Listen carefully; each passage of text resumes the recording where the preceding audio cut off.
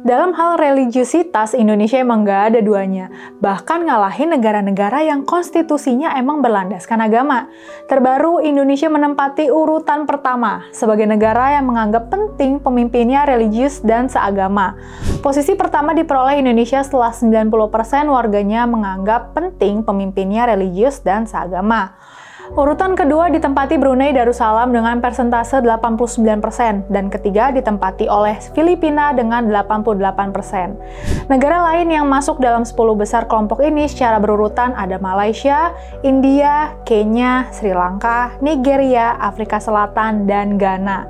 Hasil itu berdasarkan survei yang dilakukan Pew Research Center. Kalau dilihat dalam daftar ini, nggak satu pun negara maju masuk dalam kelompok ini. Kebanyakan ditempati oleh negara-negara berkembang, bahkan negara miskin.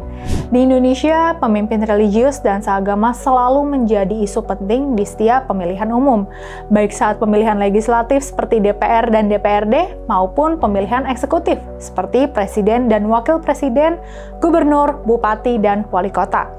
Bahkan sekedar pemilihan ketua OSIS di sekolah aja, pemimpin religius dan seagama sering menjadi isu. Saat pemilu, baik calon presiden maupun calon anggota DPR dan DPRD selalu merasa perlu mencantumkan gelar keagamaan. Yang paling banyak nih, tentu aja gelar haji. Pencantuman gelar itu seolah ingin menunjukkan bahwa dia adalah sosok religius sehingga layak dipilih. Gelar-gelar lainnya seperti kiai, ustadz, pendeta, dan lain sebagainya juga sering dipakai, walaupun nggak sebanyak gelar haji ya. Pemimpin seagama juga sering menjadi isu penting. Saat pemilu, para calonnya sendiri dan pemuka agama sering menyerukan agar memilih pemimpin yang seagama.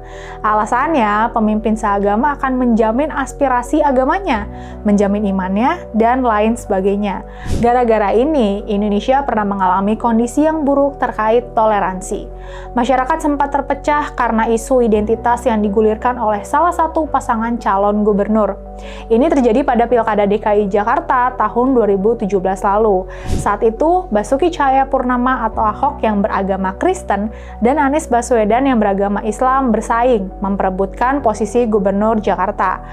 Anies yang saat itu berpasangan dengan Sandiaga Uno menggunakan isu agama untuk memenangkan persaingan itu.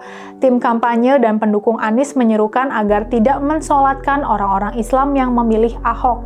Ahok juga dituduh melakukan penistaan agama karena mengutip surat Al-Maidah untuk menyindir orang-orang yang melakukan politik identitas. Hasilnya memang Ahok akhirnya kalah dalam kompetisi itu. Terkait isu pemimpin seagama, belakangan ada kabar baik sih. Seorang calon gubernur beragama Kristen berhasil menjadi pemenang di daerah yang penduduknya mayoritas beragama Islam. Ini terjadi di Maluku Utara. Shirley Chowanda berhasil mengalahkan calon lainnya yang beragama Islam. Bercermin dari tidak adanya negara maju yang menganggap penting pemimpin religius dan seagama, mestinya kita mau mengevaluasi pilihan itu. Ternyata, pemimpin religius dan seagama tidak mampu menjadikan negaranya menjadi maju. Kemampuan memimpin harus menjadi alasan utama saat memilih pemimpin, dan itulah yang dilakukan oleh negara-negara maju. Saatnya Indonesia berubah, pilih pemimpin berdasarkan kemampuan, bukan agamanya.